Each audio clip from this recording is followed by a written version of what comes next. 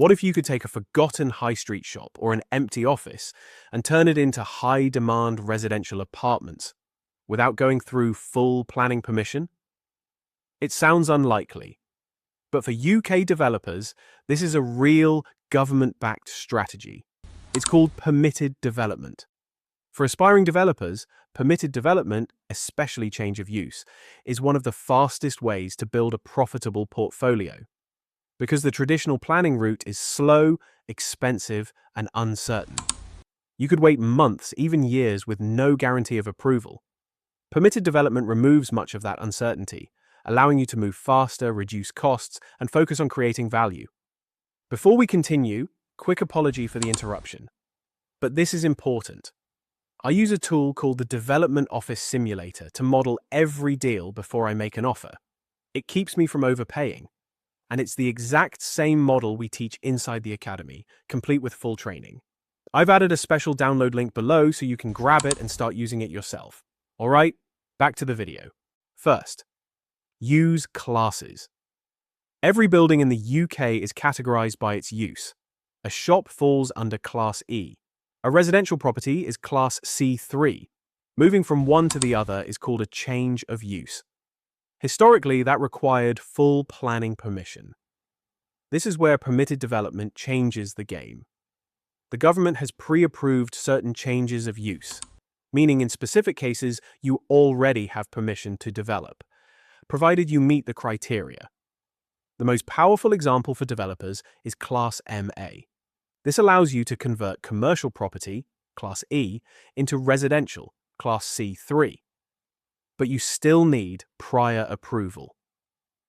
This is a lighter process where the council reviews specific factors: transport impact, noise flood, risk contamination, and surrounding commercial activity.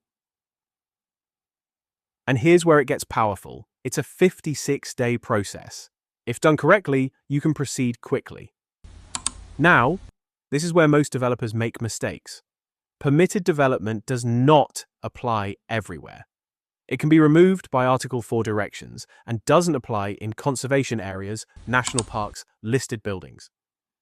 Missing this step can destroy a deal before it even begins. And this is exactly where most aspiring developers get stuck. At PCMA-ELITE, we don't just teach the theory. We guide developers through the entire process. From identifying viable opportunities to structuring the deal, to submitting a watertight prior approval application. If this lesson was useful to you, hit the like button. It tells me to continue creating more videos that go deeper into the technical side of property development. Let me give you a real example. One of our members came from a non-property background. He identified a vacant 2-story office building that had been empty for years. He saw the opportunity but was unsure how to move forward. We identified it immediately as a Class MA opportunity. Our team supported him through the full process, from deal analysis to application strategy, to commissioning the required reports. The result? Prior approval granted in just 45 days. He is now converting the building into 4 2-bedroom apartments, creating strong uplift in value and long-term cash flow. If you're serious about using permitted development to build your portfolio, you need more than information. You need a system, you need clarity, and you need the right support behind you. We are currently assembling the next intake for the PCMA-ELITE Fractional Development Team.